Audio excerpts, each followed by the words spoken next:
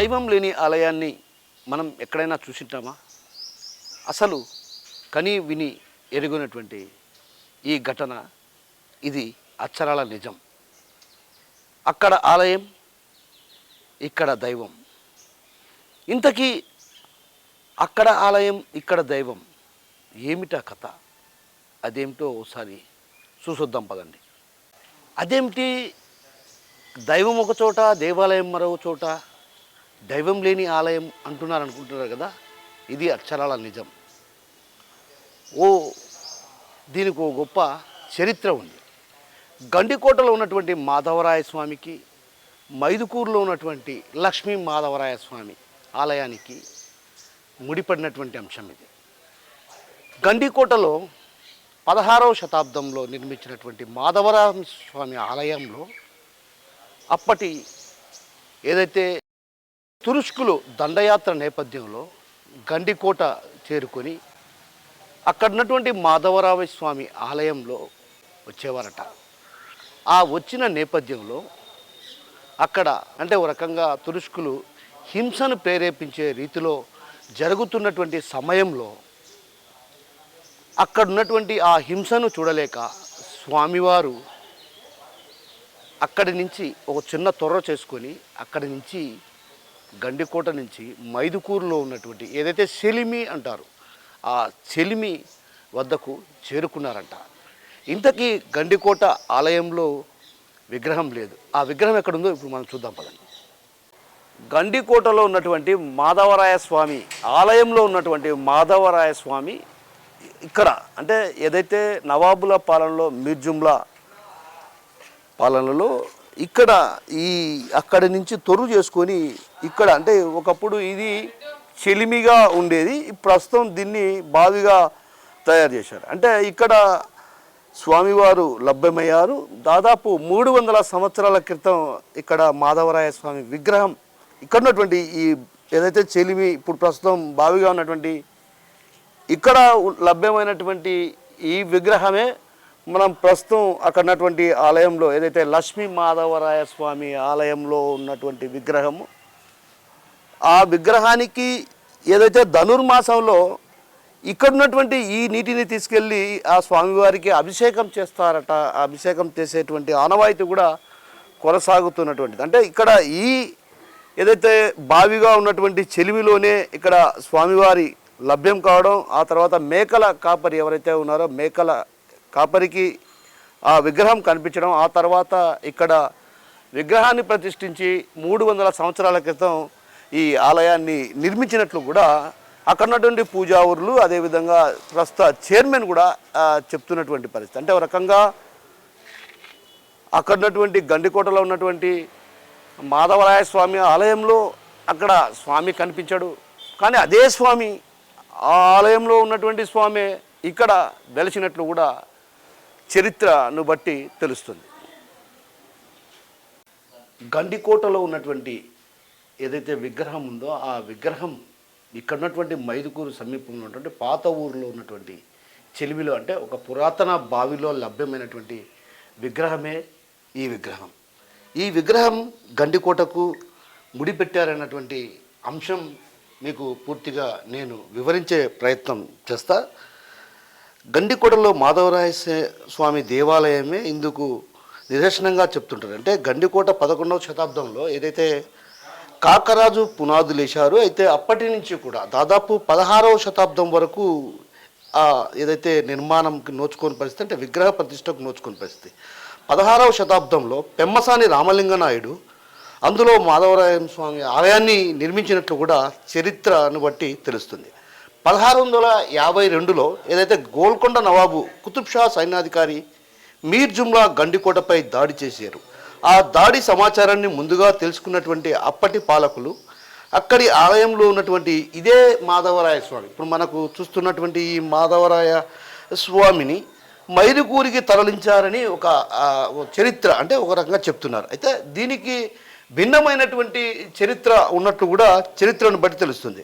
అయితే మైదుకూరుకు తరలించి ఇక్కడ ఉన్నటువంటి పాతూరులో ఉన్నటువంటి ఒక బావిలో దాచారని ఒక ప్రచారం కూడా జరుగుతుంది. అయితే దాదాపు 30 ఏళ్ల క్రిందట బావి నుంచి ఈ విగ్రహాన్ని వెలికితీసి ఇక్కడే ప్రతిష్ఠించారు. నాటి నుంచి మైదుకూరులోనే పూజలు అందుకుంటూ కూడా మాధవరాయ స్వామి కనుమ రోజున జరిగేటువంటి పార్వేట ఉత్సవం ఇక్కడ 16 గ్రామాల పరిధిలో పూజలు అందుకుంటుంది. అయితే దీనికో చరిత్ర కూడా ఉంది. ఆ చరిత్ర కూడా మీకు నేను చెప్పే ప్రయత్నం చేస్తా.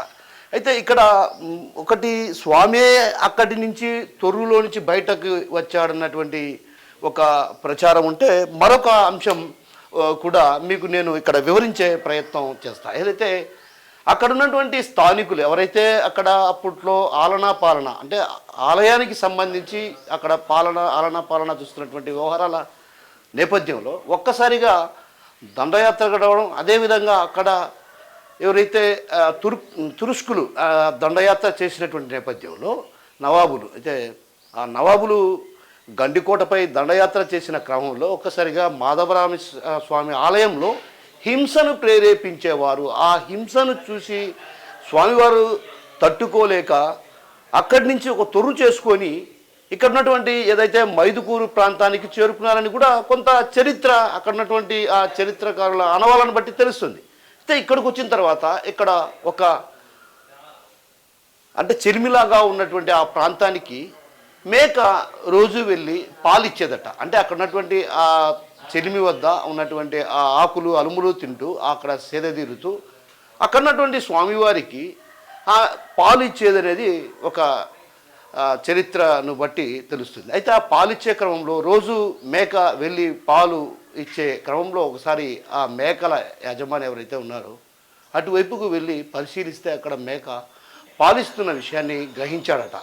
ఆ గ్రహించిన నేపథ్యంలోనే కర్ర తీసుకొని కొట్టబోయే క్రమంలో స్వామివారి తలకు దెబ్బ తగిలిందని, అది ఇప్పటికీ గాయంగా ఉందనేది మనకు చరిత్రను బట్టి తెలుస్తుంది. అంటే ఏదైతే నామాలకు ఉన్నాయో పైన ఆ నామాలు ఉన్నటువంటి అది స్వామివారికి తగిలిన గాయం.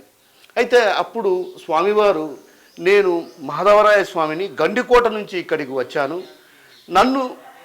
నాకు ఆలయాన్ని కట్టి పూజలు చేయమని కోరడంతో 300 సంవత్సరాల క్రితం ఇక్కడ గ్రామస్తులంతా కలిసి ఈ ఆలయాన్ని నిర్మించి పూజలు చేస్తున్నారు. అయితే ఇక్కడ ఉన్నటువంటి ఈ మాధవరాయ స్వామికి సంక్రాంతి ఉత్సవాల సందర్భంగా అంటే చివరి రోజు కనుమ రోజు ఏదైతే పార్వేట ఉత్సవం 16 గ్రామాల గుండా పార్వేట ఉత్సవం జరుగుతుంది. ఇది 16 రోజుల పాటు ఈ పార్వేట ఉత్సవం జరుగుతుంది. రోజుకొక గ్రామంలో పార్వేట ఉత్సవం. అక్కడికి స్వామి మాధవరాయ స్వామి వాళ్ళ గ్రామంలోకి అడుగు పెట్టగానే అక్కడ అంబరాన్ని అంటే విధంగా సంక్రాంతి సంబరాలు జరుగుతాయని, చాలా పురాతన కాలం నుంచి ఈ సాంప్రదాయం కొనసాగుతుందని ఆలయ అర్చకులు చెప్తున్నటువంటి పరిస్థితి. 16 రోజుల పాటు స్వామివారి పార్వేట ఉత్సవం అనంతరం స్వామివారి యథాస్థానానికి చేరుకుంటారు. ఆలయానికి చేరుకున్న అనంతరం కూడా ఇక్కడ స్వామివారికి అన్ని రకాల పూజలు చేసి కళ్యాణోత్సవం, మరుసటి రోజు కళ్యాణోత్సవం, ఆ తర్వాత ఆయనకు చక్రస్నానం వంటి కార్యక్రమాలు నిర్వహించి ఆ రోజుతో కార్యక్రమాలు పూర్తయితాయి. అంటే ఒక రకంగా సంక్రాంతి సందర్భంగా 16 రోజుల పాటు ఎక్కడైనా పండుగ జరుగుతుందంటే అది ఓన్లీ ఒక మాధవరాయ స్వామి ఆలయంలోనే. ఇక్కడ జరిగేటువంటి ఈ ఉత్సవానికి పెద్ద ఎత్తున కళాకారులు, నృత్యకారులు కనువిందు చేస్తూ కూడా స్వామివారి ఊరేగింపు కార్యక్రమం జరుగుతుంది. దీన్ని చూడడానికి మైదుకూరు ప్రాంతానికి సంబంధించిన వారే కాదు, జిల్లా నలుమూలల నుంచి కూడా పెద్ద ఎత్తున ఇక్కడికి తరలి వస్తూ ఉంటారు. అయితే మైదుకూరు ప్రాంతవాసులు ఎక్కడైనా సుదూర ప్రాంతాల్లో ఉన్న సంక్రాంతి పండుగకు మాత్రం ఇక్కడికి వచ్చి మాధవరాయ స్వామి పార్వేట ఉత్సవాన్ని చూడడానికి వస్తారు. అంటే ఇంతటి గొప్ప చరిత్ర ఉన్నటువంటి ఈ ఆలయాన్ని ఎవరైనా చూడాల్సిందే. ఎందుకంటే ఆలయం ఒక చోట, దైవం ఒక చోట. దైవం లేని ఆలయాన్ని మనం ఎక్కడా చూసినాం. దైవం లేని ఆలయాన్ని గండికోటలో చూస్తాం, దైవం ఉన్న ఆలయాన్ని మైదుకూరులో చూస్తాం. అదే మాధవరాయ స్వామి మహిమ.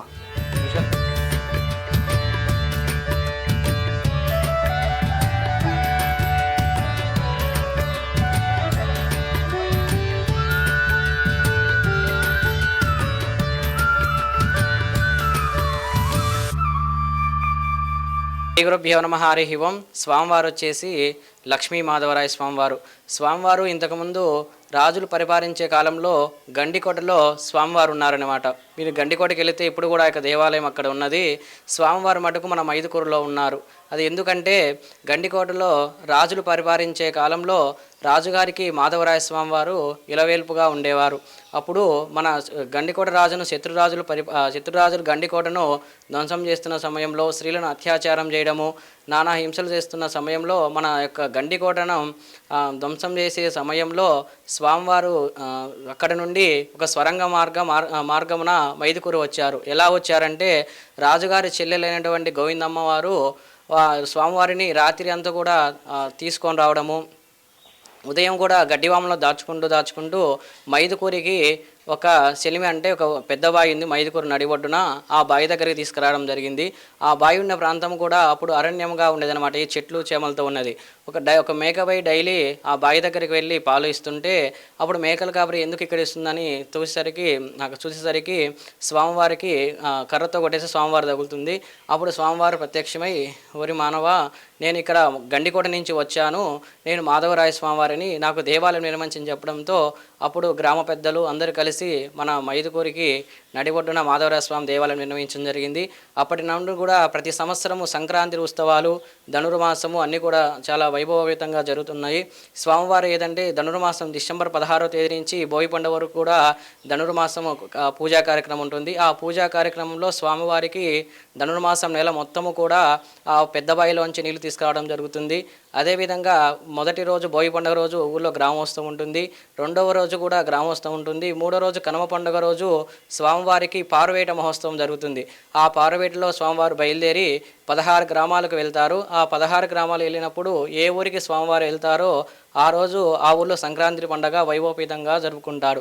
మన మైదుకూరులో కనుమ పండుగ రోజు అనేక రకమైన సాంస్కృతిక కార్యక్రమాలతో అత్యంత వైభవపేతంగా జన సంశోధన మధ్యన స్వామివారి యొక్క గ్రామోత్సవం కార్యక్రమం జరుగుతుంది. మళ్ళా స్వామివారు 14 గ్రామాలు తిరుక్కొని వచ్చిన తర్వాత మళ్ళీ ఇక్కడ తొట్టినేరం అని చేస్తారు.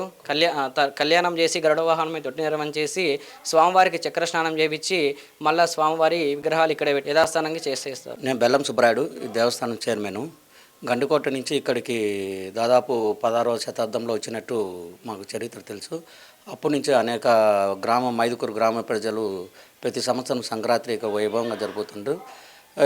ఇప్పుడు వచ్చేసి ధనుర్మాసం వచ్చేసి డిసెంబర్ 16వ తేదీ మొదలుపెట్టి అక్కడ వెలిసినటువంటి పెద్దబావిలో వెలిసినట్టు మాధవరాయ స్వామి అయ్యే నీళ్లు తెచ్చి అభిషేకం చేయడం ప్రతిరోజు ధనుర్మాసంలో అభిషేకం ఈ తాళమేళాలతో తీసుకొని వచ్చి అభిషేకం చేయడం, ప్రతిరోజు ఒక ఉభయదారునితో పూజ చేసిన, ప్రతిరోజు ప్రసాదాలు నైవేద్యాలు కొనసాగుతుంటాయి. అదేవిధంగా బోయి పండుగ రోజు మామూలుగా ఆ రోజు గ్రామోత్సవము అయిన ఉంటాయి. మకర సంక్రాంతి రోజు గ్రామోత్సవం ఉంటుంది. మళ్ళీ మూడో రోజు కర్మ పండుగ పెద్ద ఎత్తున ఈ పారాట అనేది కార్యక్రమం శోభాయాత్ర మాదిరి బయలుదేరుతుంది. అనేక సాంస్కృతిక కార్యక్రమాలు కలుగుతాయి. అనేక 18 పల్లెలు అక్కడికి పల్లెలకు దేవుడు పోతాడు. ఆ ఊర్లో ప్రతి రోజు ఆ పల్లె ఉంటే ఆ రోజు పెద్ద ఎత్తున సంక్రాంతి పండుగ చేసుకుంటారు. అక్కడ బంధువర్గంతో కలిసి పెద్ద ఎత్తున పండుగ చేసుకుంటారు. అటు ఫిబ్రవరి 4వ తేదీ 3వ తేదీ మా మైదుకూరు గ్రామం చేరితే ఆ రోజు తర్వాత మళ్ళీ ప్రత్యేకంగా కళ్యాణం చేసి ఆ రోజు నైతికే గరుడ సేవ కార్యక్రమం మొదలు పెడుతుంది. మరుసటి రోజు మేము శమీపత్ర దర్శనం చక్రస్థానానికి వెళ్ళి అక్కడ అంతా పూజా కార్యక్రమం ముగించుకొని వచ్చి మళ్ళీ గుళ్ళో యథాస్థానంగా కొలువై ఉంటాడు. ఈ పార్వేట ఉత్సవం 18 గ్రామాల గుండా జరిపారు ఎందుకు? ఇది పూర్వం నుంచి ఆనవాయితీగా వస్తుందండి. మైదుకూరు మేజర్ పంచాయతీకి ఉండేది కదా, ఆ రోజు అన్ని పల్లెలుగా మాకు రావాలన్నట్టు. మిగతా పల్లెల్లో అక్కడ కొంతమంది తిరుమలనాథ స్వామి, వండిపెంట చెన్నకేశ్వర స్వామి పోతాడు. అట్లా మాధవరాయ స్వామి మైదుకూరు గ్రామ పంచాయతీ వరకు పోతున్నాడు. అంతవరకే పంచాయతీ వరకే అనాదిగా వస్తుంది, ఆనాటి కాలం నుంచే. అది అట్నే మేము ఈరోజు కూడా కొనసాగుతున్నాం.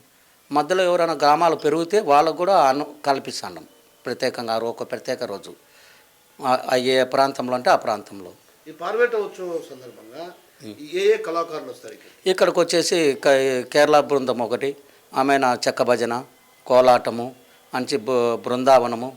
పోయిన సంవత్సరం అయితే ప్రత్యేక కేరళ నుంచి అమ్మాయిలు కరసామ తెప్పించినాము, ఈసారి తెప్పిలేదు వాళ్ళు. కేరళ డ్రమ్స్, ఈ చెక్క భజన, కోలాటం ఇవన్నీ ఉంటాయి. వేషధారణ వచ్చి బృందావనం, దాంట్లో అంతా ప్రత్యేక వేస్తారు. ఈ సంవత్సరం నరసింహస్వామి ప్రత్యేక ఆకర్షణగా నిలబడుతున్నాడు, ఆయన సపరేట్ తెప్పిస్తాము. ఆయన గంభీరంగా ఆయన కథ వెరైటీగా ఉంటుంది. ఈశ్వరి చూచే ప్రజలు కనువిందుగా ఉంటుంది. బృందావనం కాకుండా ప్రత్యేకంగా అది ఏర్పాటు చేశాను. నా పేరు బొమ్మిశెట్టి రమేష్. నేను ఒక రచయిత, చరిత్రకారుణ్ణి. మాది వైఎస్ఆర్ కడప జిల్లాలోని మైదుకూరు ప్రాంతము. మైదుకూరు మాధవరాయ స్వామి అని ఎందుకు పేరు వచ్చింది అంటే, మైదుకూరు నుంచి గండికోట సుమారు 55 కిలోమీటర్ల దూరంలో ఉంది.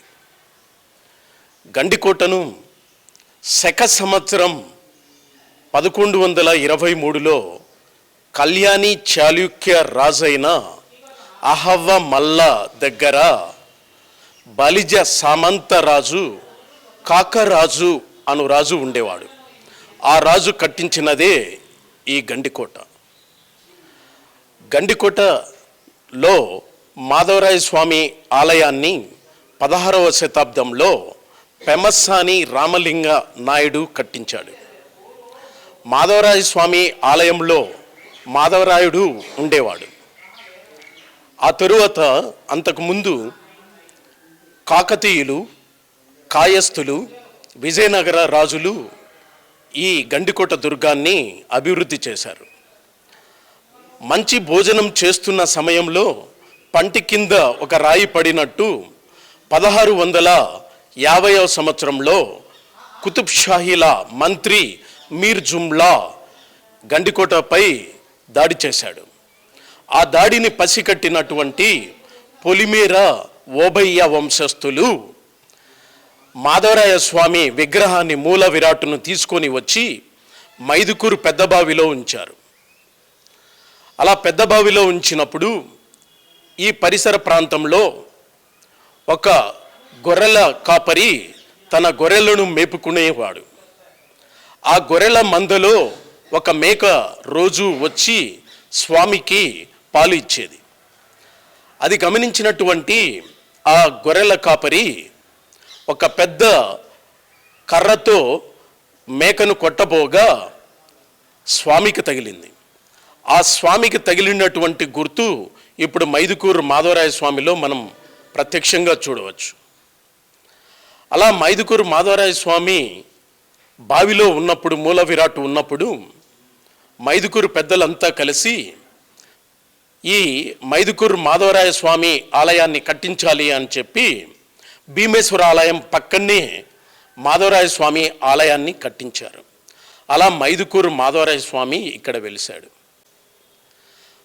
ఈ మైదుకూరు మాధవరాయ స్వామికి ఎందుకు మరి యొక్క ప్రత్యేకత అంటే, మైదుకూరు సంక్రాంతికి ఎందుకు అంత ప్రత్యేకత అంటే, ఎక్కడెక్కడో విదేశాలలో ఉన్నటువంటి వ్యక్తులు సైతం మైదుకూరు సంక్రాంతి పండుగకు రావటం ప్రత్యేకమైన విషయం.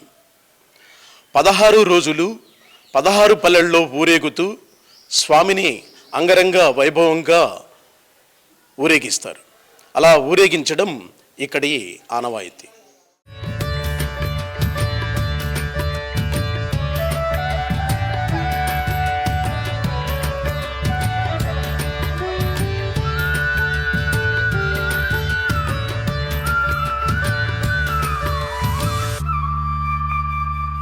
చరిత్ర సృష్టించినోడు ఇప్పుడు ఆ చరిత్రని తిరగరాయబోతున్నాడు. అబద్ధాల గోడల్ని బద్దలు కొట్టి నిజాలను రాగా మీ ముందుంచబోతున్నాడు. నిజమైన వార్తల కోసం వెంటనే డౌన్లోడ్ చేసుకోండి రా యాప్ని.